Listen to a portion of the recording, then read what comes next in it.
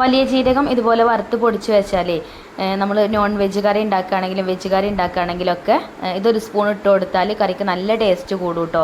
അപ്പോൾ വലിയ ജീരകത്തിൻ്റെ കൂടെ ഒരു 2-3 ഇൻഗ്രീഡിയൻസും കൂടെ ചേർക്കുന്നുണ്ട്. അപ്പോൾ അതെന്തൊക്കെയാണെന്ന് നോക്കാം, എങ്ങനെ ഇത് വറുത്ത് പൊടിക്കാമെന്ന് നോക്കാം കേട്ടോ. അപ്പോൾ ഇത് കഴുകി ഉണക്കിയതാണ് കേട്ടോ ഞാൻ ഈ ഒരു വലിയ ജീരകം. അപ്പോൾ അതൊരു ഫ്രൈ പാനിലേക്ക് ഇട്ട് കൊടുത്തിട്ടുണ്ട്. എന്നിട്ടൊന്ന് വറുത്തെടുത്തതിന് ശേഷം അതിലേക്ക് ഒന്നുകൊണ്ട് ചൂടാക്കിയിട്ടുള്ളൂ കേട്ടോ. എന്നിട്ട് ഇതാ അണ്ടിപ്പരിപ്പാണ് ഇതിലേക്ക് പിന്നെ ഞാൻ ചേർത്ത് കൊടുത്തത്. ഒരു 8 അണ്ടിപ്പരിപ്പ് ഉണ്ടായിന്. അതൊന്ന് ചെറുതാക്കി കട്ട് ചെയ്തിട്ടാണ് ചേർത്ത് കൊടുത്തത്. പിന്നെ അതേപോലെ കുറച്ച് കുരുമുളകും കൂടെ ചേർത്തിട്ടുണ്ട്. കുറച്ച് മതി കേട്ടോ, 1 സ്പൂണൊക്കെ മതി, ചെറിയൊരു സ്പൂൺ മതി. പിന്നെ അതിലേക്ക് ചേർത്തത് 1 സ്പൂൺ അരിയാണ്, നമ്മൾ ചോറ് വെക്കുന്ന അരിയില്ലേ, അതൊരു സ്പൂൺ ചേർത്തു. പിന്നെ കറിവേപ്പിൻ്റെ ഇലയും ചേർത്ത് കൊടുത്തു. ഇനി ഇത് കരിയാതെ വറുത്തെടുക്കണം. അണ്ടിപ്പരിപ്പിലൊന്നും വെള്ളത്തിൻ്റെ അംശമൊന്നും ഉണ്ടാവാൻ പാടില്ല കേട്ടോ, നല്ലോണം വറുത്തെടുക്കണം, കരിയാൻ പാടില്ല. അപ്പം ഹൈ ഫ്ലെയിമിലിട്ടിട്ട് പിന്നെ ലോ ഫ്ലെയിമിലാക്കുക, അങ്ങനെയാണ് കേട്ടോ ഞാനിത് വറുത്തെടുത്തിട്ടുള്ളത്. അപ്പോൾ കരിഞ്ഞു കഴിഞ്ഞാൽ ടേസ്റ്റ് മാറും, അപ്പോൾ ശ്രദ്ധിക്കുക. പിന്നെ കറിവേപ്പിൻ്റെ ഇല എടുത്തിട്ട് കയ്യിൽ ഇങ്ങനെ ഒന്ന് ഞെരടി കൊടുത്താൽ മതി, അപ്പോൾ ഇങ്ങനെ പൊടിഞ്ഞ് വരുന്നതാണ് കേട്ടോ ഇതിൻ്റെ പാകം.